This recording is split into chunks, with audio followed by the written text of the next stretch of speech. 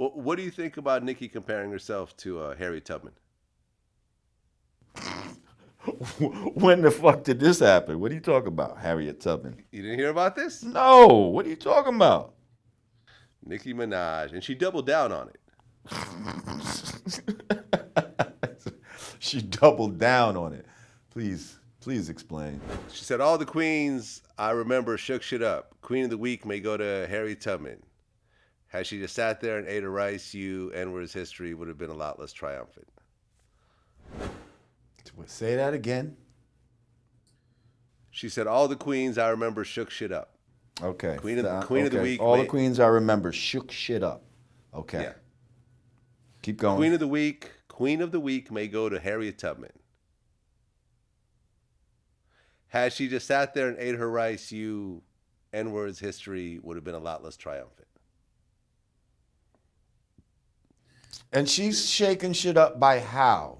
See, I don't like this false narrative that's being perpetrated where, where the Amber Roses of the world and all of that act like being, sexually explicit, is somehow freedom for the women.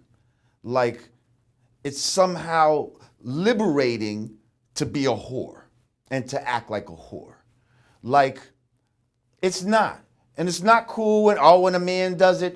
It's not cool when nobody's a whore, okay? So let's put that out there. But women, just stop it.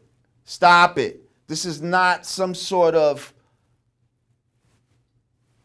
whatever the fuck you think this is, emancipation. It's not. You're not shaking anything up or other than how black women are looked at. Like you're just making black women look more of an object. It's of what they've been looked at for a very long time. Yeah. Come on, like, I'm not with it. I'm not with it, and there is no comparing yourself to Harriet Tubman in that sense. Like, Harriet Tubman was freeing people. Like, you're not freeing anybody that's saying, oh, well, she believes probably that she's freeing them from the constraints of male dominance or whatever fucking white liberal shit she's chewing on. Here's the context of this whole rant. Really, it was all about her album not going to number one and Travis Scott's album going to number one. And how Kylie Jenner used her. Yeah, and basically every excuse in the book was thrown out. Well, his album's number one because he sold merch and it counted as that. Oh, he only went to number one because Kylie's going on tour with him and they're using Stormy to as a way to sell more albums. Spotify was hating on me and wasn't promoting my album the same way that they're promoting Travis's album. Do we have to be number one though every time we come out? Yeah, exactly. Like, can we just have a good release?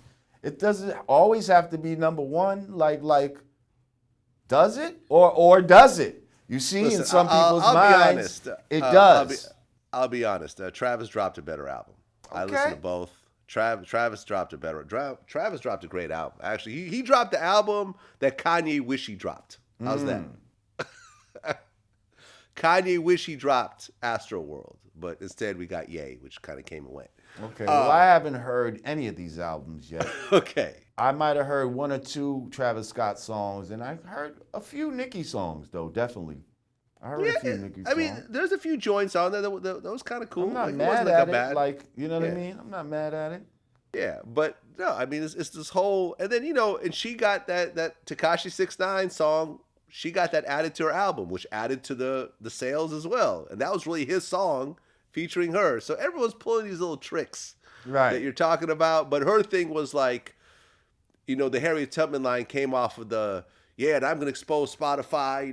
They're not promoting me the way they should be. And I'm Harriet Tubman in this shit. And it's like, really? Harriet Tubman? Right. Yeah, that's definitely a super reach.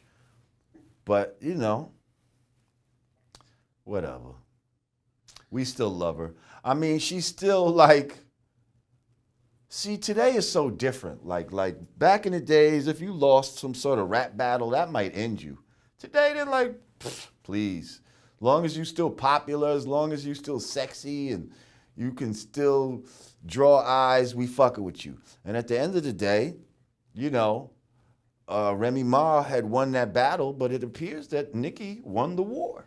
You know what I mean? Because Nicki Yeah. is like, Yeah. she's popping. She's popping. Yeah.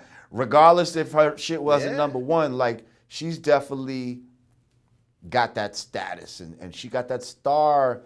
Certain people are just stars too. Like, you know what I mean? They got that star charisma, and definitely Nicki is one of those people.